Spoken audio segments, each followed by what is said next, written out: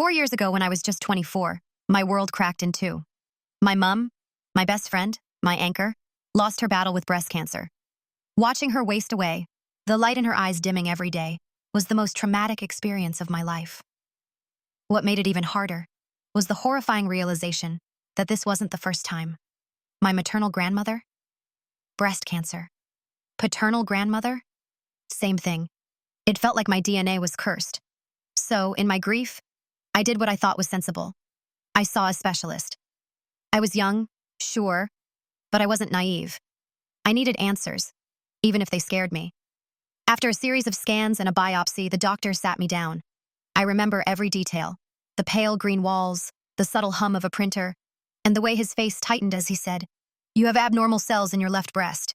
They're not cancerous yet, but with your family history, the risk is extremely high." There were 3 options. Number 1, constant monitoring, scans every 3 or 4 months, anxiously waiting for the day the cells turned on me. Number 2, a single mastectomy, cut out the thread on one side. Number 3, a bilateral mastectomy, remove all breast tissue, eliminate the risk entirely. It was brutal. It was drastic. But I'd watched cancer steal my mother's laughter, her strength, and eventually, her life.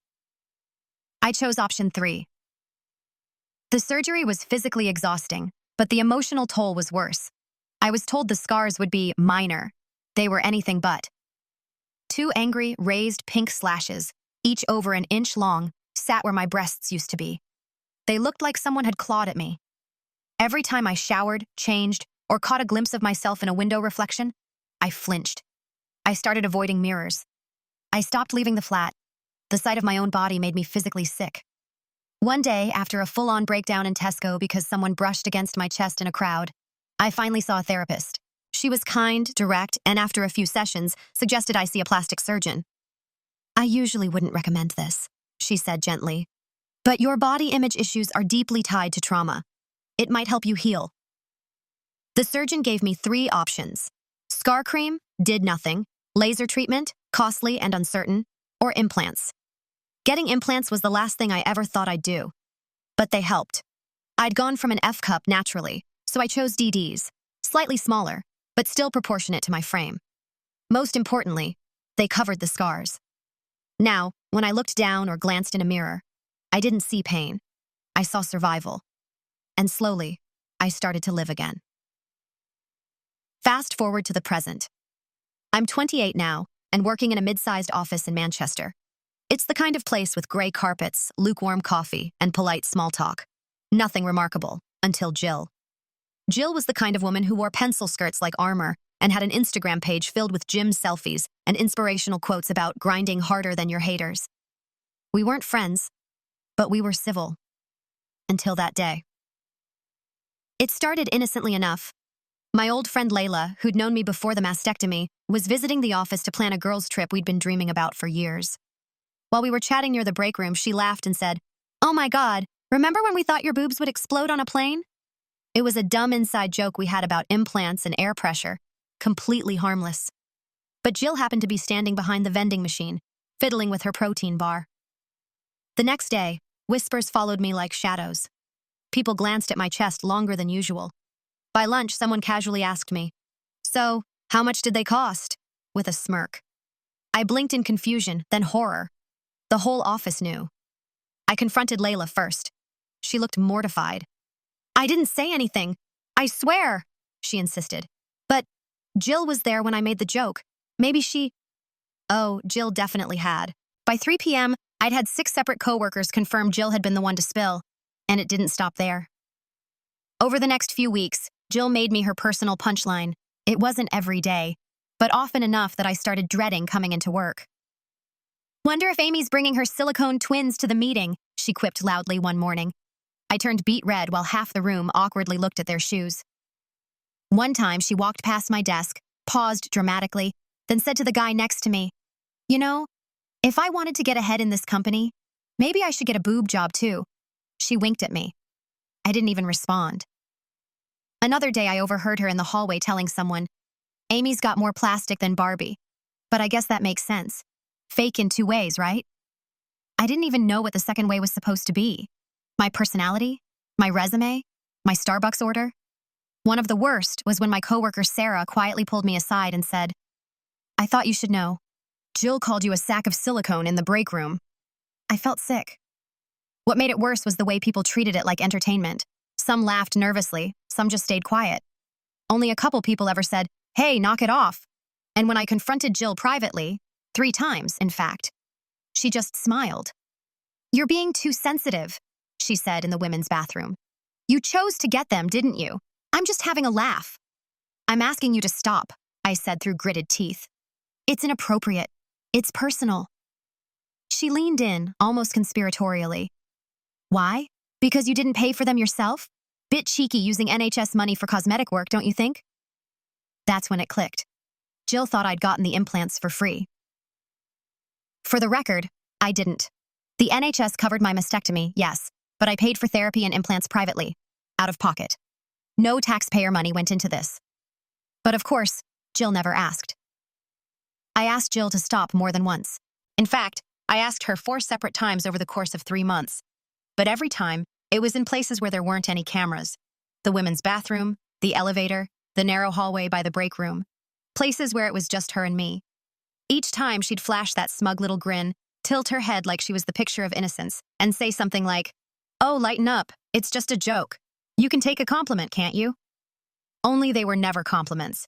They were comments like, "Well, someone's really committed to the Barbie look," or, "Bet those weren't covered by insurance," or the classic, "Must be nice not having to earn your promotions the hard way." 3 comments a week, minimum, for 3 months. She made sure to keep it quiet enough not to get caught, but just loud enough for me to hear. It was psychological warfare wrapped in pastel blouses and lip gloss. But the day she crossed the line in front of a crowd was the day I snapped. It was a regular Thursday. I was microwaving my leftover Thai noodles in the break room when Jill walked in with her clique. 3 coworkers who laughed at anything she said like they were on her payroll. I tried to keep it neutral, polite. I even gave a little nod. She responded with a slow glance at my chest, then rolled her eyes at her group. We all ended up eating at the same set of tables in the communal lounge. I was talking to another coworker about dating apps, and I made some offhand comment about how people can be so shallow. That's when Jill, chewing dramatically on her kale salad, smirked and said, "You'd know all about being shallow," and gestured with her fork right at my chest. The room went dead silent. I saw red. No more politeness, no more swallowing it down. I put my fork down, stood up slowly, and said loud enough for the entire room to hear, "Do you know why I have these, Jill?" She blinked, her mouth still half open. "A few years ago, doctors found potentially cancerous cells in my breast tissue. I was 25. I had to get a double mastectomy to save my life. They left me with scars so big and brutal that I couldn't even look at myself in the mirror without crying. I went to therapy. I worked through the trauma. Eventually, my therapist referred me to a reconstructive surgeon. He recommended implants, not for vanity, but so I could look in the mirror without remembering that I almost died. I didn't do it for you. I didn't do it for attention. I did it to survive." You could have heard a pin drop. Jill was frozen, her salad fork still in midair. "So maybe," I continued, my voice shaking but firm, "next time you feel like judging someone for getting cosmetic surgery, you should ask them why they got it first." I locked eyes with her one more time, picked up my food container, and walked out. People whispered. A few gasped. One of Jill's little sidekicks looked like she wanted to crawl under the table. And me? I made it to the bathroom before I broke down in tears. But it wasn't out of shame. It was 3 months of humiliation and emotional torture boiling over in a single moment. It was grief, rage, and release, all tangled into one. Later that day, about a third of the office came by my desk to show support. Some left sticky notes with little hearts or "You were amazing" scribbled on them. A few just came to pat my shoulder or nod silently, which honestly meant more than words. But not everyone was on my side. Another third of the office decided to play devil's advocate. "She was just joking," they'd whisper. "You didn't have to blow up like that. You made it awkward for everyone." One guy even came up to me and said, "You kinda came off as a bitch." I smiled sweetly and replied, "Yeah? Jill was being a bitch long before I was. I'm just better at it." That shut him up. But then just before I left for the day, I got an email from HR. The subject line? "Meeting request. Hostile work environment concern." My stomach dropped. I clicked it open and immediately recognized the sender. Debbie, Jill's friend in HR. The same Debbie I'd seen sharing smoothies with her during lunch breaks. The same Debbie who once complimented Jill's funny sense of humor in front of the entire office. I called HR immediately. "Hi, I got an email from Debbie about a meeting. Can I ask what this is about?" "Hi, Amy. Yes, we just want to discuss a recent incident that's been brought to our attention. There's concern that a hostile work environment may be developing." I didn't say much. I just said, "Got it. I'll be there." But in my head, I was already strategizing. If they were coming for me, I was going to come prepared. First thing I did was dig through the original contract I'd signed when I got hired. I remembered a clause, something about bias in HR procedures. After flipping through the dusty folder on my bookshelf for almost an hour, I found it. A section titled, Impartial Oversight. It clearly stated that if I felt the assigned HR reviewer had a conflict of interest or couldn't remain impartial, I had the right to request someone else. I made a photocopy of the page and highlighted the clause in neon pink. Next, I messaged everyone who had offered me support earlier that day, on Facebook, in Slack, even in text messages. I typed out a simple message. "Hey, HR asked to see me. Do you remember any comments Jill made to me or about me? Would you be willing to write and sign a short statement about what you heard and when?" I didn't expect much, but within a few hours, my inbox started blowing up. Some were nervous. "I support you, but I don't want Jill to come after me." But about 20 people said they'd back me. 16 followed through with signed statements. Some included direct quotes like, "Jill called Amy plastic," or "Jill joked that Amy's boobs must be company issued." A few added extra information, things I hadn't even known.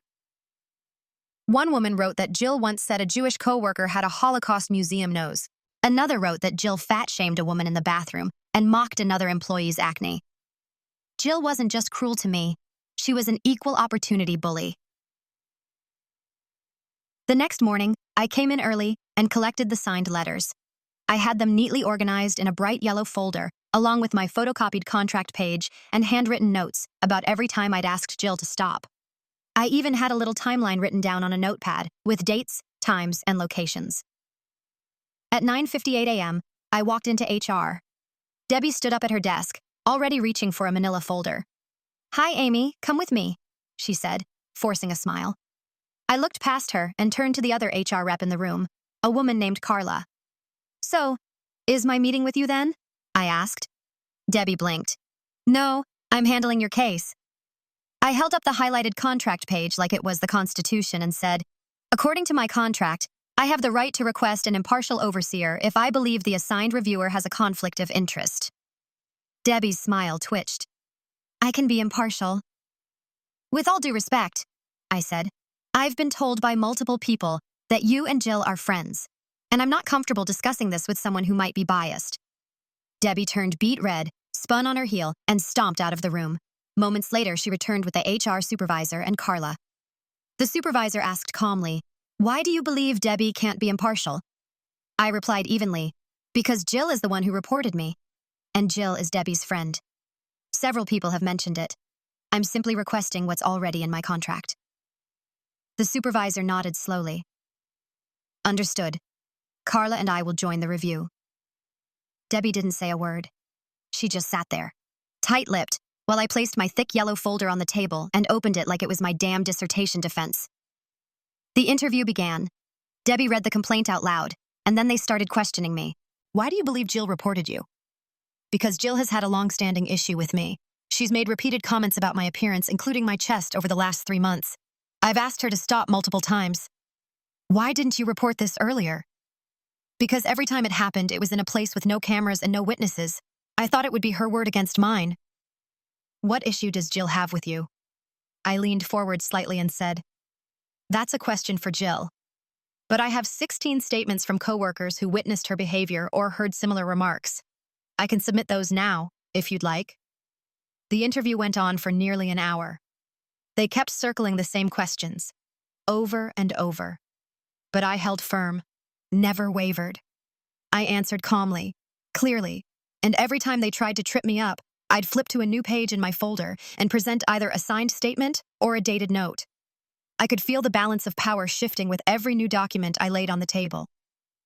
Eventually, Carla turned to the supervisor and said, "We should probably pause here and review the materials. There's A lot to process. The supervisor nodded. I left the room with my heart pounding but my spine straight. Debbie didn't say a word as I walked past her, though I noticed her hands were clenched so tightly, her knuckles had gone white. I went back to my desk and tried to focus on emails, but the energy in the office was electric. People knew something had gone down. Whispers traveled faster than Slack messages. Within an hour, I noticed Jill had disappeared from her desk. By lunch, word was spreading. Jill had been pulled into HR. By 3 p.m., people were actively watching the hallway like it was a reality show finale. And then, the moment came. Jill stormed out of HR looking like someone had just run over her cat. Her mascara was slightly smudged, her cheeks were bright red, and for the first time since I'd known her, her posture wasn't cocky. It was slumped. She walked straight to her desk, yanked her tote bag from under her chair, and started throwing things into it. No jokes, no sass. Just cold, furious silence. People stared. Then the whispers began. She's been suspended. HR found the letters. She called someone a walking nose job in front of a client? The next morning, Jill didn't come in. The morning after that, we got an all-staff email from HR. It read, "Following a thorough internal review regarding recent workplace behavior, an employee is no longer with the company. We want to reiterate that our workplace upholds values of respect, inclusivity, and professionalism. Any behavior that contradicts this will not be tolerated." They never said her name. But everyone knew. Jill had been fired. Apparently, those 16 letters I'd collected, they'd opened a full-blown internal investigation. And once HR started digging, the skeletons poured out of Jill's designer closet. Her long-standing pattern of harassment, her toxic cliques, comments about religion, body image, plastic surgery. She had made the office a hostile environment for years, and no one had ever stood up to her. Until I did. Debbie? Well, she got formally reprimanded for failing to disclose her personal relationship with someone involved in a complaint. She wasn't fired, but the whispers in HR were that her days of special treatment were over. I heard through the grapevine she even got demoted and moved off employee relations for the next 6 months. As for me, I didn't just survive. I thrived. People I'd never even spoken to before started inviting me to lunch. One coworker left a post-it on my screen that read, "You're a badass." The director of marketing, someone way above my pay grade, stopped by my desk and said, "I heard about what happened. Good on you. Not everyone has the guts to stand up to that kind of thing." My confidence skyrocketed. I felt like I could breathe again at work. No more second-guessing my outfits. No more worrying about being alone in the bathroom with someone who hated me. No more letting bullies win. And a week later, I walked into work wearing a fitted sleeveless top that made me feel strong and beautiful. Not for anyone else. For me. As I passed Jill's now empty desk, I stopped for just a moment, smiled to myself, and whispered, "Guess you finally found out what it feels like to be really exposed."